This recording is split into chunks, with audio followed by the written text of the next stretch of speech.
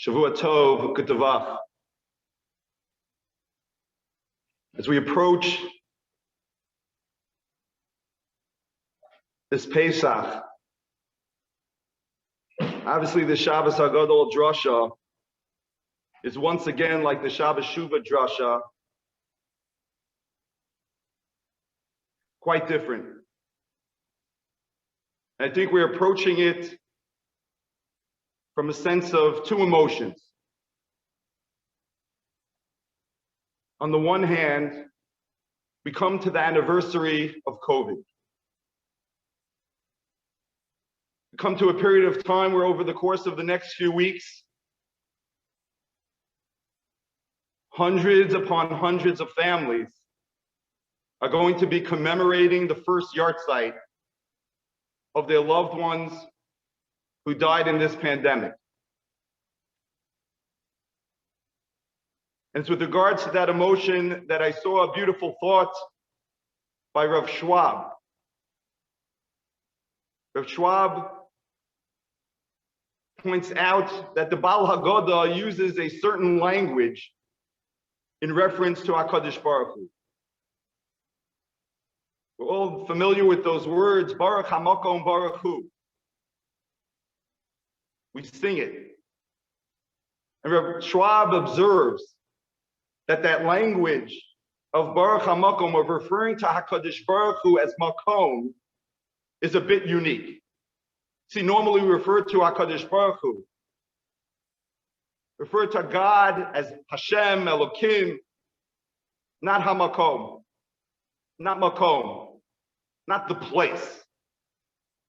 Suggests Rav Schwab that the Baal Hagadol is actually trying to do something and to teach us something and to communicate something. The Baal Hagadol is using a word of makom because that is the type of word that is used in the context of consolation. Hamakom Yenachem. We all pay Shiva calls and we say the words that you should be consoled amongst the mourners of Zion and Jerusalem. But we said it in the context of referring to HaKadosh Baruch Hu in that word and that phrase, makom. We say on the days that we lane, and we say Tachanun, HaMakom Yerachem, that God, HaKadosh Baruch Hu, should come and be compassionate and to show compassion. The word makom is utilized when HaKadosh Baruch Hu is coming to those who are having difficult times and are going through trials and tribulation.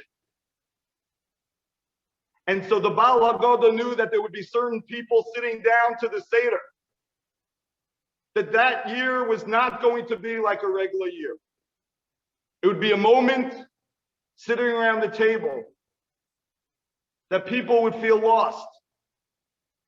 And so HaKadosh Baruch Hu is referred to as Makom because the Baal Hagadol wanted to show support and to give chizuk and to acknowledge that there are individuals who are going through those difficult times, but that HaKadosh Baruch Hu is there to give them chizuk and to give them strength. And so the first emotion is one of pain, of feeling for the others who are going through this very, very difficult time in their lives. But equally, there's a second component. There's a second emotion. Many of us will be spending this yontif with family. We may be traveling. We'll be doing the things that we did not have the opportunity to do last Pesach.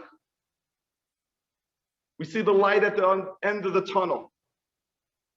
Many will be sitting down the Leil Seder and they'll be vaccinated. There's a confidence that this pandemic is coming to the end.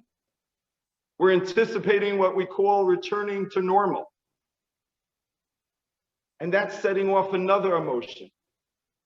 An emotion that it's been enough. We're yearning to return, to get back to what life was before the word COVID ever entered into our vocabulary.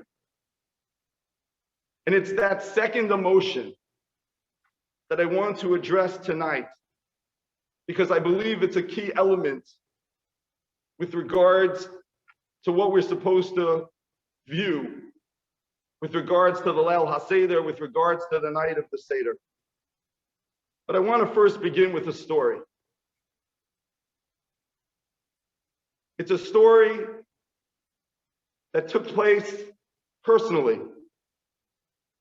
You know, sometimes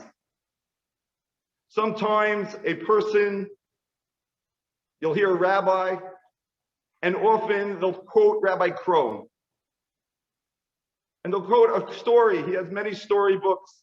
We have an opportunity to see Rabbi Pesach Krohn. We have an opportunity to see him perform a bris milah at our shul, in our community. But this is a story not that I heard from Rabbi Krohn, but that I experienced with Rabbi Krohn. It was many years ago. It was a Tisha B'Av day, and a congregant was making a bris on Tisha B'Av. I attended, and Rabbi Krohn was the mo'ah. I go over to Rabbi Krohn after the milah, and I just shared with him that my bris milah happened to have been on Tisha B'Av. Rabbi Krohn looked at me, first made conversation, and then he said the following. He said, Rabbi Axelrod, who was your mo'ah? I told him who my mo'ah was. I'm going to make up a name for the sake of the story. I told him it was Rabbi Horowitz. He says, Rabbi Horowitz was your mo'ah? He says, I want you to do something. He says, he takes out a piece of paper. He jots down in a very small piece of paper a number. And he says, I want you to call Rabbi Horowitz. I want you to give him a call. He's going through a very rough time. He's taking care of his ill wife. He really doesn't get out of the house. I'm sure he would enjoy the call. And as he folds the piece of paper into my hand, he says, you know what? Please call me after you speak to Rabbi Horowitz.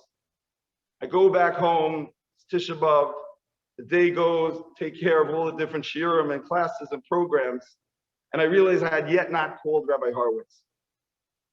I call him up, and as the phone is ringing, I'm thinking to myself, what am I going to say to Rabbi Horowitz? What words am I going to say? I didn't even know. But he picked it up. He said hello. I said, hi, Rabbi Horowitz. You really don't know who I am. My name is Shalom Axelrod. But I want you to let you know that whatever it was, how many years ago it was at that point, you were the mole at my bris. So he says, yes. I don't know what I couldn't have imagined what he was thinking I was calling about. And I said to him the following. I said, Rabbi Horowitz, now that I'm a rabbi, I know what it means to be involved in communal work, even when a person is fasting and undergoing their own tanis. And I just want to thank you. I want to thank you for being there at my bris, even though you were fasting. You made the effort while you had your tanis to come and perform my bris, and I thank you so much. He hung up the phone, and I immediately fulfilled my words to Rabbi Krohn, and I called him up. And Rabbi Krohn told me some very powerful words. He said, Rabbi Axelrod, I want you to know that you just built a brick in the next Beis HaMikdash. He hung up the phone. And it was in that moment, as a young Rav, that Rabbi Krohn taught me an incredible lesson. The lesson of gratitude, the lesson of acknowledgement, the ability to say thank you.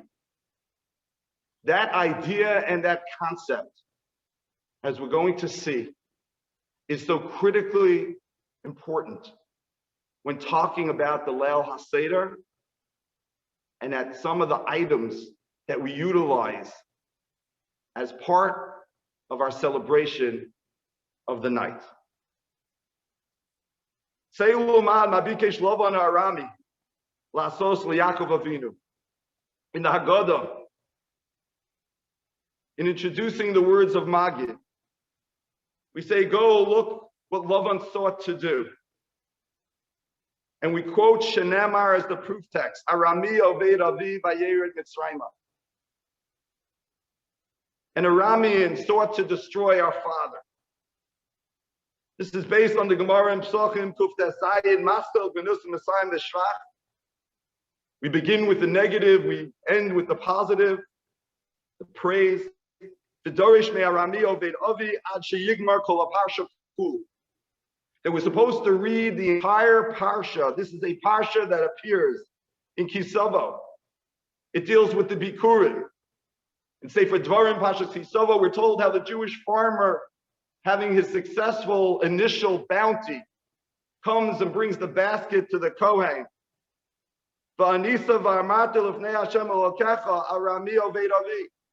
All the words that we're going to utilize as part of the main central part of Magid come from the section of Bikurim in Parshas Kisavo.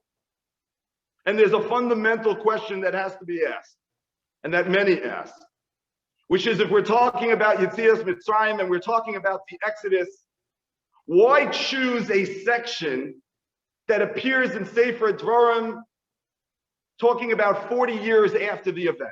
If you're going to go ahead and choose something, let's do the real time. Let's do Yetzias Mitzrayim as it appears in Parsha Shmos.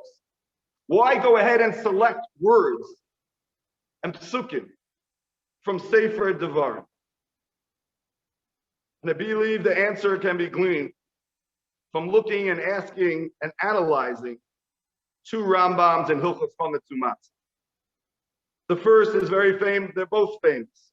But the first one states, Mitzvah shel Torah l'saper b'nisim v'neflo shenasu l'avaseinu b'Mitzrayim.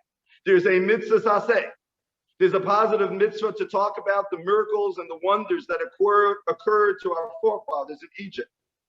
Belel Chamisha Asar b'Nisan, on the 15th of Nisan. We quote the psukim, V'Gadol Vincha Bayom Hahu, that a person should tell over to his child. And then we say, Afilu Chachamim Gedolim Chayovim L'Saber Yetzias Mitzrayim. V'Kol Hamarach B'Dvarim She'eru V'Shayu Harezim B'Shuk. The Rambam tells us the famous idea that if you go ahead and you elaborate and you talk it out, and you go even through the night, there's no maximum.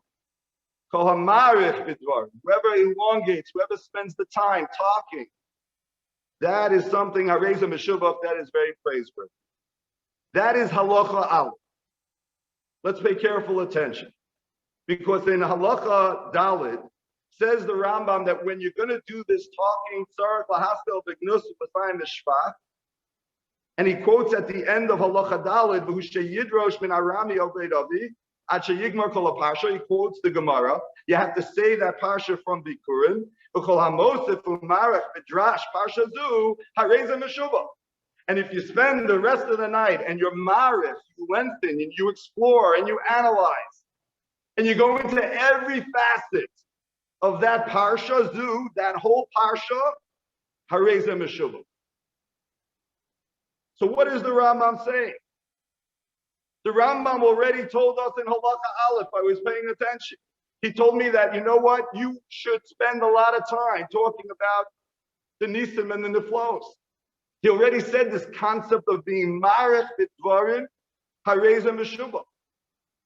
So what is he adding? What dimension is being added when he says in halacha dalit with regards to Arami Oved Avi b'chol hamosif u'marech b'drash pashazu harezim meshuvah?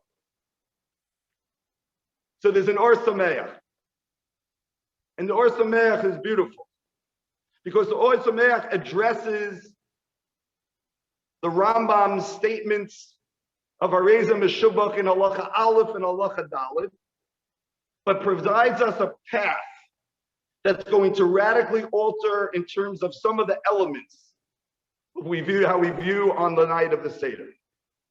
The Or Sameach suggests, and he says that we have different components of the Seder. So we talked about the mitzvah of Sipur Yetzias Mitzrayim.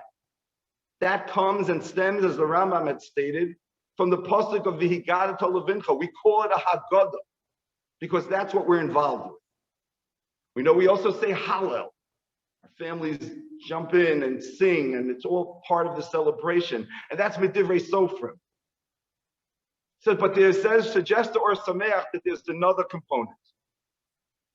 The other component is that we had said, and I read it very quickly, that in the words of the Bikurim, in that parsha, there's the phrase Va'anisa va'amart. Va'anisa, Rashi translates Kol Ram, means you'll call out and you'll say. The farmer calls out and he says to HaKadosh Baruch Hu about Arami Oved Avi. He tells over this whole story.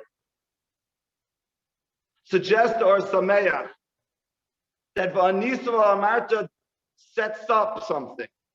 It launches something. See, because the Gemara in Psachim, and it's a very famous idea that's shared probably at all our tables annually for generations, is that the matzah is called lechem oni. And it's lechem oni because different reasons, but one of them we say in the name of Shmuel, says the Gemara, is lechem she'onim alav dvarim harbe. It's this bread, it's this unleavened bread that we say a lot of things over. We recite the whole entire Hagadol. We talk things out. We answer questions. We probe. We explore. We analyze. We go into details. It's lechem she'onim alav dvarim harbe. Suggests to Or Sameach that where does that come from? Where does Shmuel's vision of matzah come from? It emerges from the concept of the Anisa v'Amarta. It emerges from, in the Parshas of Bikurim, the Anisa launches this idea of lechem oni. Not an idea of just calling out, but a way of using our words like the farmer was using. The lechem oni is part of an expression. It's she'onim alav dvarim harbe, is not just that the lechem oni is a prop. That lechem oni is coming because it's part of what the Bikurim was coming to do. As most famously is stated by Rashi, the Amarta Elov, the farmer comes and he says, the Amarta Elov, Rashi says, She'encha kafui tov. This farmer brought all of his first fruits to the Yerushalayim. He presents it to the Kohen. And he's saying I'm acknowledging that it all comes from the Rebbeinu Shalom. I am not an ingrate. I am not going to be someone in my moment of success, in my moment of achievement. I'm not going to pat myself on the back and say it all came from me. I did it. I made it happen. It's all me. That's a kafui tov. That's someone who's an ingrate. The farmer, he goes to Yerushalayim and he declares Va'anisa va'amarta. And he knows and he gives hakaras hatov to the Rebbeinu Shalom, that it all comes from him. And it's one big thank you, Hashem.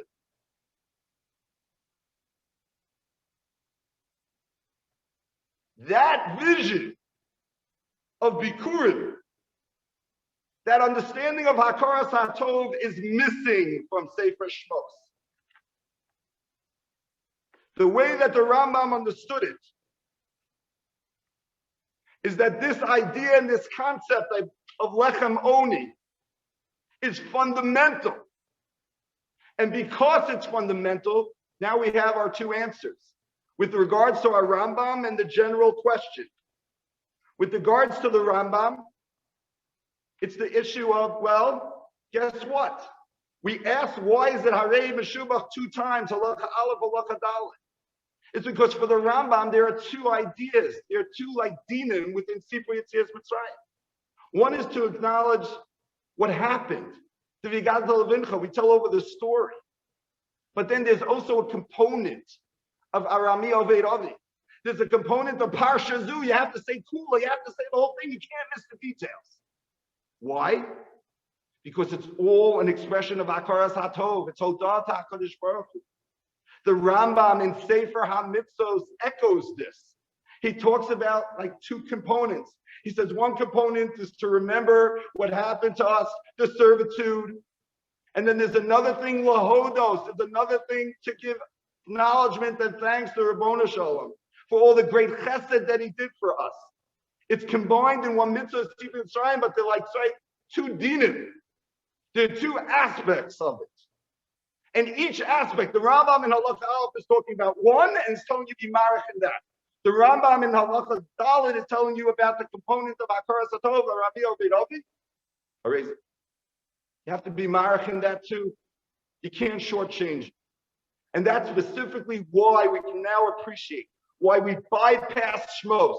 And the Baal Hagadol, when he was trying to write what we're going to tap into in this night, he says, if I go to Shmos and I write everything, you'll know the details.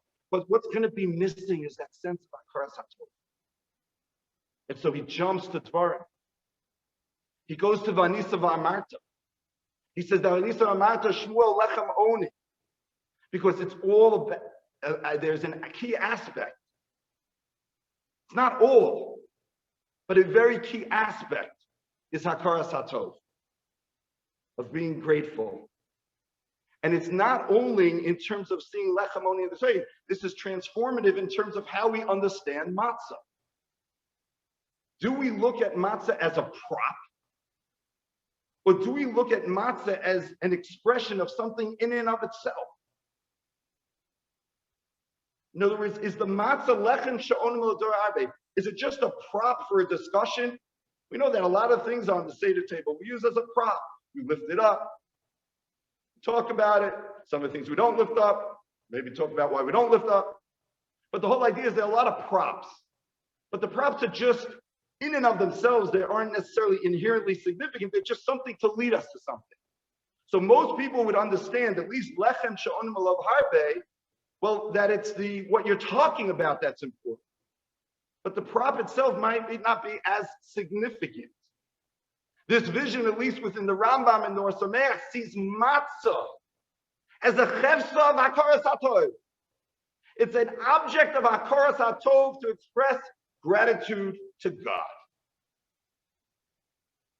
That's an amazing idea. There's another Rambam that echoes this. There's a Mishnah in the Maseches Pesachim. The Mishnah states, Elu dvarim she'adam yotze behem yedei chavaso b'Pesach. The Mishnah is discussing like what different types of things can be used to make matzah. It tells us chitim, sa'orim, fusmin, shivon, shibol hashual, right? All the grains, wheat, barley, spelt, rye, oats. V'yotzin b'dmai, avolo b'tevel. Skips a little long, avolo b'tevel. The Mishnah says you cannot fulfill your obligation in matzah if the grain is made from grain of tevel. What's tevel? Tevel is produce. It's from the wheat that you didn't take off. Truma, you didn't take off properly that which has to be given to the Kohen. And so that is tevel. And the Gemara seems to imply, the Mishnah is telling us that you cannot fulfill it. If you go ahead and take that pile of wheat that you didn't separate tevel, you cannot use it. Cannot use it to make matzah to fulfill your obligation of achilas matzah. Why? So the Gemara says the following. The Gemara says, because Mishay Sur Mishum Bal Tochal Chometz, Yotzazeh She'eni Suro Mishum Bal Tochal Chometz, El Mishum Bal Tochal Tevel. Gemara tells us, because you need to use something that can potentially be chometz. In other words, matzah has to be made from something that could potentially be an isser chametz, a violation of chametz. And the Gemara says this can't be a violation of chametz. Why? Because it's already a violation bal tochal tevel. It already has an isser on it. It's already in a group of things that you cannot eat because it's tevel. If you go ahead and eat from this pile, make wheat, make it into something, and you eat from it, you're violating an isser of tevel. So the Gemara asks, "V'isur the chametz lahechan azla." So where did that go? So Amar Rav Sheshes, ein isser chalal isser. We have a rule that you can't have one prohibition fall on another prohibition. Can't happen. And if it's already prohibited because of tevel, it cannot be prohibited because of chametz. As Rashi tells us the rule, if it can't be prohibited for chametz, then this is an item that if it's not chametz, but you make it into matzah, you cannot fulfill your obligation. The Ramban comes along and the Ramban disagrees with the Mishnah. And the Ramban says that it doesn't make sense, and he offers a reason, and he says, because chametz is like a supercharged isser. In other words, maybe generally you have a rule, ein isser halal isser. But when talking about the idea of chametz we know is not only prohibited to eat, it's also prohibited from hana. You can't derive benefit. So it's like a supercharged. It's an isser kolel, umosif. And it'll block it out, the fact that there's also a prohibition of teva, and therefore you can fulfill your obligation. This is the Ramban. So if I have a pile of tevel, I make it into matzah, and I sit down at my seder, and someone tells me where you got the matzah. I said, I got it from tevel. Are you yotzei? You're yotzei, according to the Ramban. Pay careful attention to the words of the Rambam. The Rambam will fit in beautifully to what we're trying to develop. Says the Rambam, Hilchos Chametz Matzah, Perek Vav, Halacha Zayin. Ein Adam Yotzei Yidei Chavaso V'Achilas Matzah She'asur Lahu.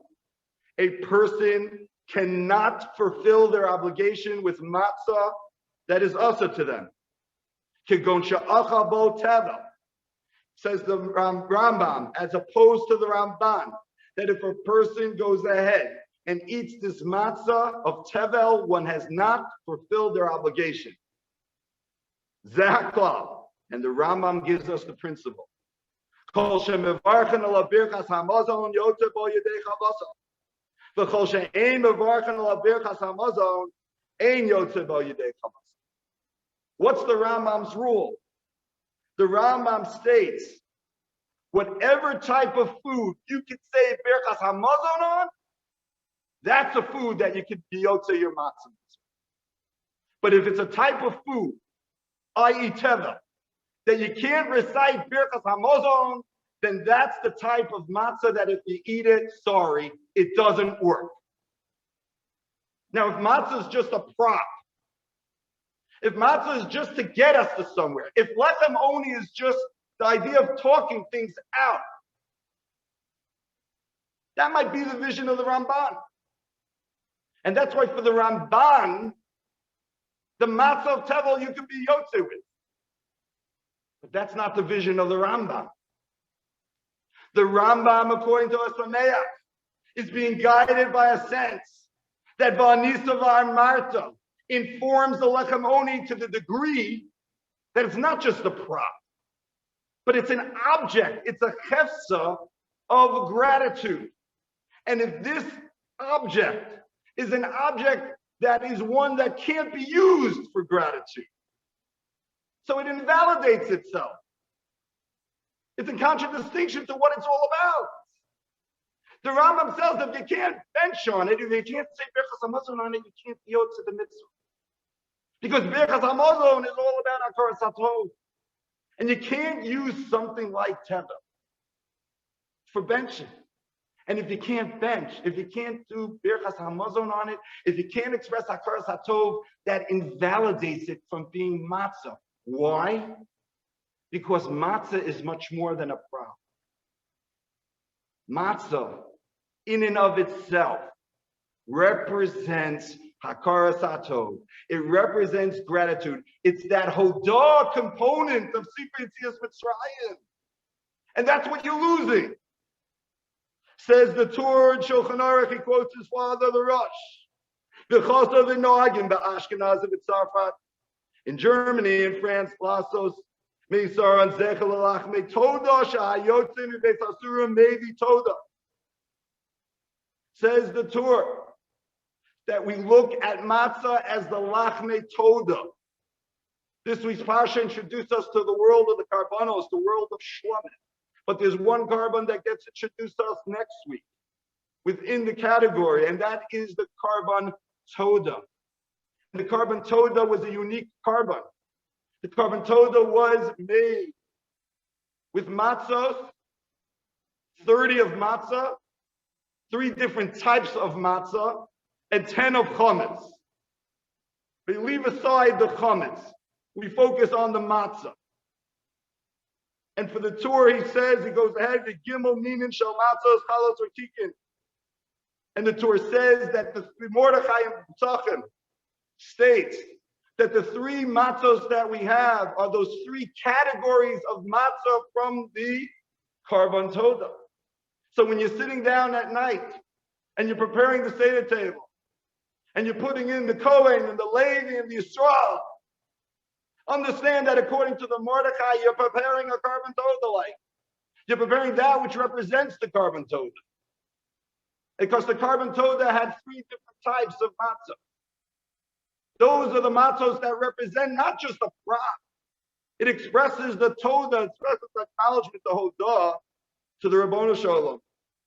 The Torah alludes to the fact, Amar of Yehuda Amarav, Arba Tzrichin Lahodos. There are four categories of people that have to give Hodah. Four different people have to bench Kama. Yordei Hayom, the one who descends to the sea, Holchei Midbaras, the one who goes into the Midbar. Misha Yecholev and Nisrape, a person who was ill and is healed. Misha Yechovish Bevesar Asur V'Yotza. And the person who was imprisoned and gets released. Says the Maharal in a famous Drasha he gave, a Drasha for Shabbos Hagadol, that Klal Yisrael experienced all four dimensions of these aspects of individuals who have to celebrate and commemorate and bring a Karban Toda. Klal Yisrael went through a period of servitude. They were imprisoned, and then they were released. At a moment when Mitzrayim was plagued by Makos, the Jewish people were saved, and we look at that saving as being healed. God calls out to us, Ani Hashem Rofecha, I am your healer. Bnei Yisrael were healed in the context of Mitzrayim. That's the person who's sick, the chola, who experiences being healed from their illness. And then the Jewish people, Bnei Yisrael, when they left as part of Yetzias Mitzrayim, they were taken by way of Yam Suf and through a midbar. They were Yardei Hayom, and they also were Yardei Midbar. Klal Yisrael, Bnei Yisrael, in the experience of Yetzias Mitzrayim, went through the experiences of the Arba, of the four individuals who have to give Hodah to HaKadosh Baruch Hu. And that Hodah is expressed specifically through the matzah. And it's that matzah, as we're saying, that Hakaras HaTov, to understand as fundamental to the night of the Seder, is this aspect of Hakaras HaTov, of being grateful to the Rabbanu Shalom for the miracles that Bnei Yisrael had. It's for that reason that we can also understand the following. As part of our benching, benching is a section of our Haggadah, of our Seder night, Borech. And after Borech, what do? We have a kos. We have one of the Daled kosos, the third. Why have a third kos there? You'll say, well, sometimes you buy a benching, you buy a wedding, you buy a bar mitzvah, you buy a Shabbos simcha, or maybe even in your home, you have the practice, you have enough people, you have zimun, and you do it a la kos. And even when you do zimun a la kos, only the mavarech, only the person who's leading Birchas Hamazon goes ahead and has that kos. Why here do we make everyone have drink? Why position the kos gimel of the Dalet kosos specifically here? And now we can suggest the answer. If a function of the night is to experience Hakaras HaTov, is to have that gratefulness to HaKadosh Baruch Hu for all the wonderful miracles that the Jewish people experienced in Mitzrayim, and to talk them out, and to tell them over, and to probe them, well, it makes sense that after Birchas Hamazon, which is essentially a bracha min HaTorah that expresses Hakaras HaTov to the Rabbanu Shalom for all the different important elements of our lives, most fundamentally, the fact that we can live and survive, and He gives us the mazon, He gives us the food that we need to live. It's only appropriate that after we finish Birchas Hamazon, a Birchas Hamazon that we talked about informing what type of matzah can be used for the mitzvah, it's very fitting that we should have a kos gimel midala kosos at that particular juncture. Now, this concept of Hakaras HaTov, been talking about matzah, the nisav marta, bikurim, the mitzvah of Tzipur Yetzias Mitzrayim. This idea and concept of gratitude is far more expansive than just the matzah. If you think about it, and we're just going to identify some examples, but it's important to put into a context, especially leading up to the most important example. So Rashi tells us very famously that when we got to the first three makos, Dam Tzadei Akinim, he makes this particular comment by Dam and Tzadei. We're told that the command went El Aro, go speak to Aro. What does Rashi says? Moshe could not be the person to go ahead and be involved with the river, the Ya'ar, because the Ya'ar, the Nile, helped Moshe Rabbeinu. It protected him.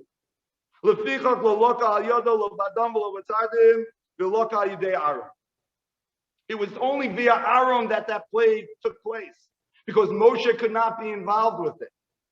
Really? The Nile? It's inanimate. What does Moshe owe the Nile River? He protected him? Okay. He really requires him to have Akaras Atov to an inanimate object? You know, Rav Ruderman brings down in the Sichas Avodas Levi, quotes a story of the Rif, Yitzchak Alfasi, one of the great Rishonim, back of the Gemara. The Rif apparently was asked to serve Lodon al Mirchatz. He was asked to serve on a Bezdin to adjudicate a case involving a bathhouse. And he asked to be removed. He didn't want to sit on that Bezdin.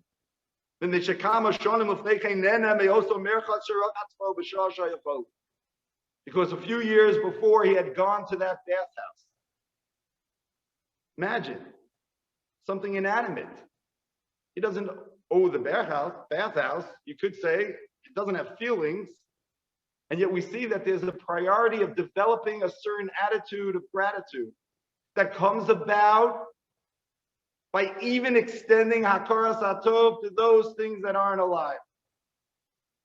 And it goes in Yetzias Mitzrayim as part of the story, as we know, Pashas Mishpatim, in dealing with the things that we cannot eat.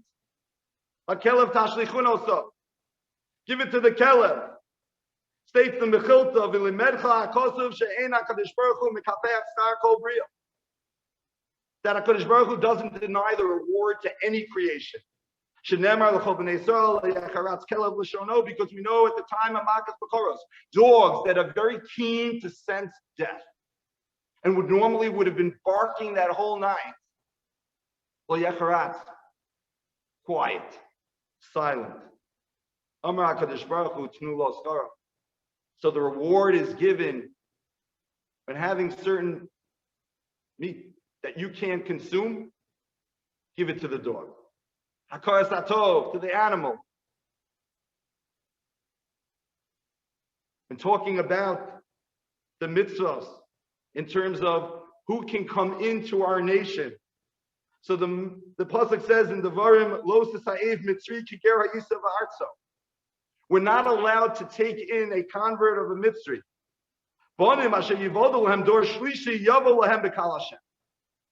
But those who can come in totally into the Kal Hashem by the third generation.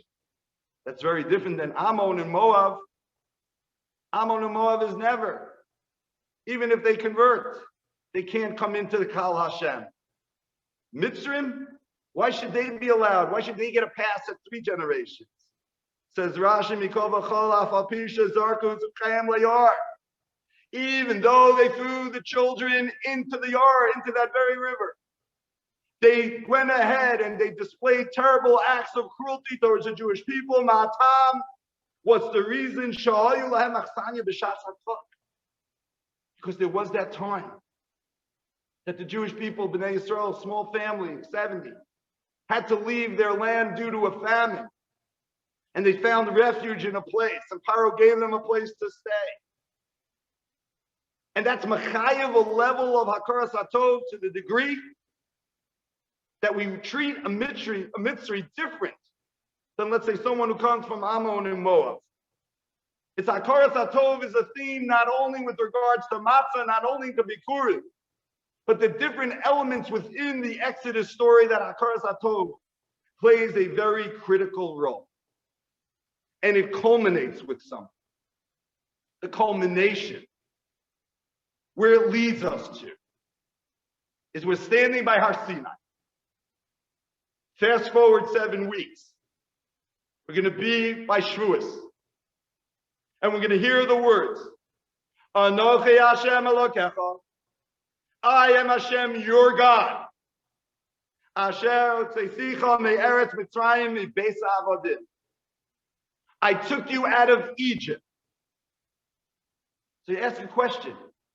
Why don't we just say, I am Hashem, your God? Just state it.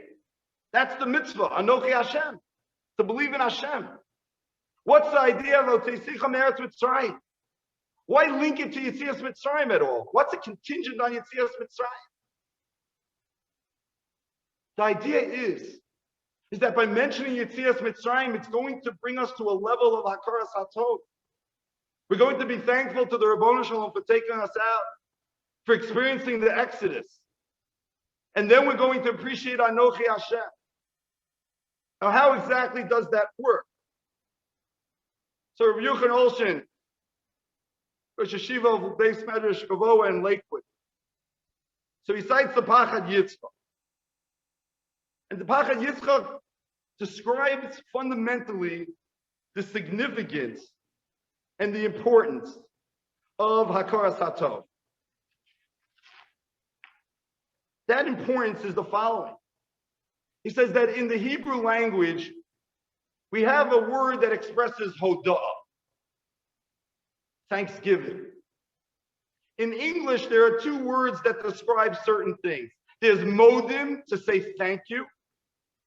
And there's this idea of hoda'ah, to express the idea of acknowledgement. 2 different words that we have that are part of hoda'ah, because hoda'ah and modim are like one and the same. But the idea is that a person, when they express thank you, does something that's very, very important. That's very, very critical. But it's also difficult. It's difficult because to say thank you goes against the natural game for many people. And that's why a lot of people don't say thank you. But they don't live their lives with an appreciation of Hakaras HaTov. See, to say thank you goes against the grain because a person fundamentally feels they're self-sufficient. They don't need anyone. I can do this on my own. I'm independent. When you say thank you, it's not only a thank you, but it's a thank you that leads to an acknowledgement that I need the other. That I need you. That I'm not independent, I'm actually dependent. There's a Harvard study done in 2011. Giving thanks can make you happier. And it states the following. The word gratitude is derived from the Latin word gratia, which means grace, graciousness, gratefulness. In some ways, gratitude encompasses all of these meanings. Gratitude is a thankful appreciation for what an individual receives, whether tangible or intangible. With gratitude, people acknowledge the goodness in their lives. In the process, people usually recognize that the source of that goodness lies at least outside themselves. As a result, gratitude also helps people connect to something larger than themselves as individuals. For us, Pesach night, the concept of Hakaras HaTov is great because it attaches us to the Ribbono Shalom. Anochi Hashem Elokecha Asher Tzeicha. Because in telling, acknowledging that thank you, HaKadosh Baruch Hu, for taking us out, that brings us into a reality that there's HaKadosh Baruch Hu in my life. And that in all aspects of my life, there's a thankfulness to the Ribbono Shalom.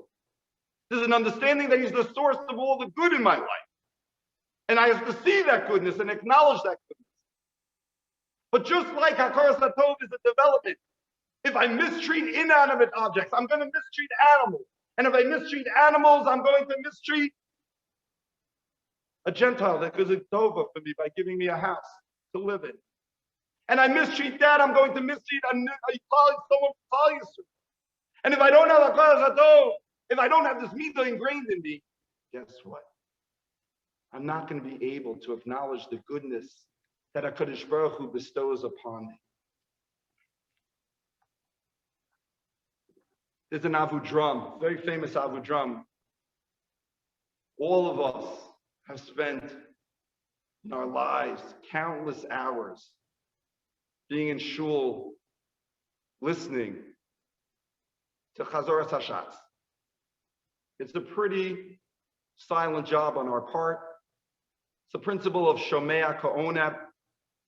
Although we go ahead and we all can say Hebrew and we recite our Shemona Esrei, idea of listening, and through listening says if Shomea Ka'oneh, listening affords the opportunity as if you were saying it yourself. But there's one part outside of Kedusha, one part of Chazoras Hashatz that we are not silent, and that's the Modim D'Rabbanan. The Chazan gets ready, he says, V'sachazena einenu v'shivcha l'tzion, and he starts saying Modim. And all of us follow, and we say Modim. And all the time that the Chazan is saying his Modim, we're saying the Modim of Modim D'Rabbanan, the Modim of the rabbis. Suggest the Avudram the following. He says, Shein derech ha'eved lahodos l'rabo v'lomalo adoni ata al yedei shaliach. It's not fitting for a slave to acknowledge his master and to give hodah, to give praise to his master, and to say, you're my master, through someone else. Ela kol adam tzarich lekabel b'piv o malchus shamayim. HaKadosh Baruch Hu, Avudram is telling us that when presenting ourselves to give hodah to the Ribbono Shel Olam, which Modim does, it's not something that can be fulfilled by someone else. We each have to go ahead and say it. There's no Shomea Ka'oneh by Modim D'Rabbanan. By Modim, we can't be passive, we have to be active. And I think that this idea, encapsulated by Modim, and especially highlighted in the Leil HaSeder, going back to what we started with, speaks very much to that second emotion that we're feeling during this time. We have to be so appreciative that we're living now and we experience something of a vaccine that is allowing society to reopen. To thank the Ribbono Shel Olam for the doctors and first responders who saved so many. For our shul, the rabbis, the lay leadership, and all the members who volunteered to do an enormous job of trying, we're continuing to do so heading into Pesach, to navigate our shul through this pandemic, to see to it that hundreds of families would have their needs provided, whether it was to set up a vaccine, whether it was to provide meals, Torah, Tefillah. No area of life was left outside our vision. And we have to give Hakaras Hatov to the Ribbono Shel Olam that we were able to do so. But I think fundamentally this concept of Hakaras Hatov is so real for us going through a pandemic, because last year at this time, the world was shaking. We didn't know what would be. We were shaking for our lives. We were shaking for our parnasa. We didn't know what would happen. The world was shut down. Now the Dow is 33,000. People have their jobs mostly. We have to have an appreciation. You know, the farmer, he brought it. What was he doing every year? Bikurim, it wasn't like a 1 in 10-year experience. Fruit grows on trees. That's what it usually does. If it's not a famine, that's what happens. Every year he has to come and take the basket and bring the fanfare, make a whole big thing for the fruit that grows every year on a tree. Yeah. You know why? Because it's that simple things. It's just being alive. It's just having a fruit. The concept of what a fruit is, and that's the first one. And I'm not going to lose sight that this doesn't come from me, and it's not automatic. It comes from the Rabbon Shalom. And I'm going to acknowledge that. In our lifetime, when did we see the frailty of life? And now that we, for most of us, are on the other side, we have to have that sense. We have to have that sense of Hakaras Hatov to appreciate, like the Bikurim. Life is precious. Can't take it for granted. It's an appreciation of Hakaras Hatov for family. How many grandparents in the last 2 months had an opportunity to hug grandchildren? How many families had an opportunity to finally come together? How many mishpachos are going to be sitting down at the Seder, even if it's whether a small bubble or a larger bubble? But that division and that divide that separated individuals, loved ones, should be something that we never experience again. But in coming together, we have to have Hakaras Hatov for that most fundamental nuclear family that HaKadosh Baruch Hu has given us. For our friends, for our community, have the yachas, and we're not there yet. And the 6 feet that we have, especially in shul, that has kept us safe, it is distant. It keeps us apart. Go ahead. Have a year of not saying good Shabbos to someone, of shaking their hand, of going to a simcha and not giving them a kiss. We have to understand all those moments of preciousness with regards to the relationships that we have. This week, I was selling chametz for the shul, and a shul member came in. And they said to me the following with tears in their eyes. It was like one of the first times that they were back in shul. For a lot of people, it's now the opportunity to feel safe enough to come back, an outdoor minyan, an indoor minyan. Many of us, we had a few months, we've been back since June. It wasn't so long that we were distant. Of course, it was difficult, but it wasn't a year. It's a few months, April, May, June, and not even the full June. It was difficult, but for these individuals, it's a year, and for some, it's going to be even more. And with tears in his eyes, he said to me, Rabbi, I never imagined that I would miss shul like I did. To miss shul. I used to come into the shul during the COVID lockdown. Everything was closed. Standing in front of me. Sometimes we'd do the videos. And I would think about the Sifrei Torah. The Sifrei Torah still aren't getting kissed. There's a reason we kiss the Sefer Torah to begin with. We should appreciate Hakaras Hatov, the role that Torah is in our lives, the role that Tefillah is in our lives. And I believe many of us have. I believe that this experience has taken our sense of Tefillah as a community to the highest level. Hundreds of people have been davening outside. They don't feel safe, or they have issues of being compromised. And we're telling them to still daven outside. The whole winter? Shabbos morning, an hour and a half, 2 hours, and 20 degrees? You know what that demonstrates in terms of our commitment to tefillah? How many people have added Torah study, more Torah study in their lives than ever? So there's a Hakaras Hatov that comes from that in terms of our commitment, our appreciation.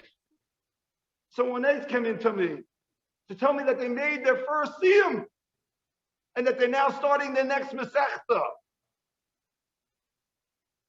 An appreciation, an hakara, an odah for what the role of Torah study. Not a young person, decades old, but having the opportunity now to commit to Torah. And here's an area that we really appreciate, but this yet is an obstacle that has yet to become overcome.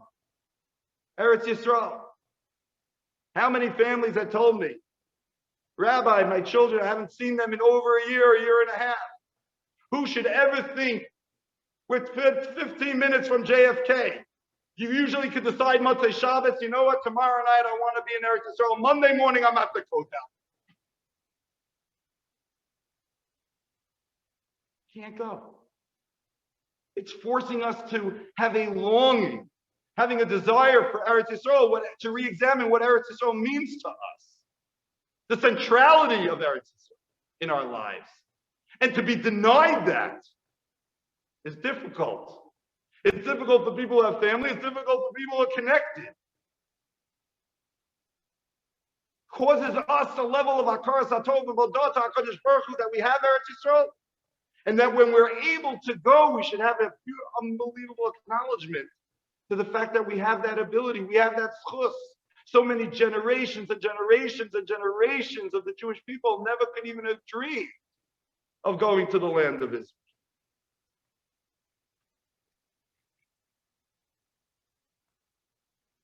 I want to conclude with the story. The story was told and is told by Rosh Yeshiva in Eretz Yisrael. Big Talmud Chacham. But his father was not. His father was not a graduate of yeshiva. His father was a graduate of the camps. Came to Eretz Yisrael after the war. Did menial labor. Wasn't involved in Torah study. He was robbed of his education. Could barely say the words of the siddur. But one thing he did do. Every day, when he came home from a hard day of work, he had a pushka, a charity box. It was located literally in the middle of the living room. Old, bent, metal pushka. Every day he would come home from work. Every day he would reach his hands that were so rugged from the menial work that he would do, would go into his pocket. And in his hand, he would take out 3 coins. We'd stand there before the pushka. And he did this on a daily basis. He did not quickly put the money into the pushka. But rather, he stood there before the pushka. And he was, with great intensity, slowly taking a coin. And he put 1 coin in. And he said, "Thank you, Hashem, for my son." And then he would take a 2nd coin. And he said, "Thank you, Hashem, for my son who davens and says brachos." And then with the 3rd coin, he said, "Please, Hashem, see to it that my son should continue to say brachos and to daven." And he did this each and every day of his life, even into his son's adulthood. His son had already become a Rosh Yeshiva. And yet every day this father would go to the pushka by the wall and he would put in those 3 coins.